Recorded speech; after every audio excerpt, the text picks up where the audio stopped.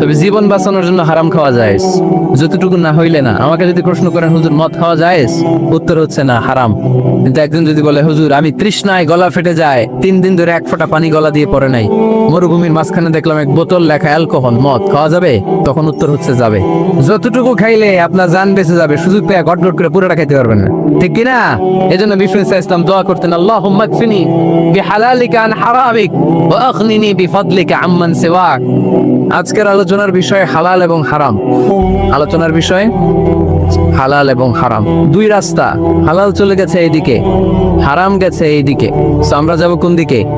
ডান দিকে। হালাল খুব বরকতময়, হালালে বরকত বেশি, হারামে বরকত নাই। বিশ্বাস করেন, 1 কোটি টাকা ইনকাম মাসে। কয় কোটি? এরকম লোক আছে না কস ভাই? বাংলাদেশে আছে না? 1 কোটি টাকা ইনকাম, কোটি টাকা ইনকাম তার। কিন্তু বছরে কোটি কোটি টাকা তার ইনকাম, 1 মাসে ইনকাম 1 কোটি টাকা। কিন্তু দেখা যায় মাসে একটা হসপিটাল বিল পরিশোধ করতে তার চলে যায় 50 লাখ টাকা। আছে না নাই? ওয়াইফের ক্যান্সার, যার নেই কোনো অ্যান্সার। ছেলে ইয়াবা খায়, ওরে দেয়া লাগে 20 লাখ। বাড়ি ভাড়া, খাওয়া দাওয়া ইত্যাদি খরচ শেষে দেখা যায় মাস শেষে আরো 20 লাখ ঋণের মধ্যে পড়ে আছে না নাই? কিন্তু মাসে ইনকাম ছিল কত? 1 কোটি। কিন্তু মাস শেষে দেখা যায় 20 লক্ষ টাকা ঋণের বোঝায় চাপা পড়ে আছে। আর রিক্সাওয়ালা, ওর বেতন নাই, যা পারে ইনকাম করে প্রতিদিন। মাসে অন অ্যান অ্যাভারেজ তার ইনকাম 5,000। কয় হাজার?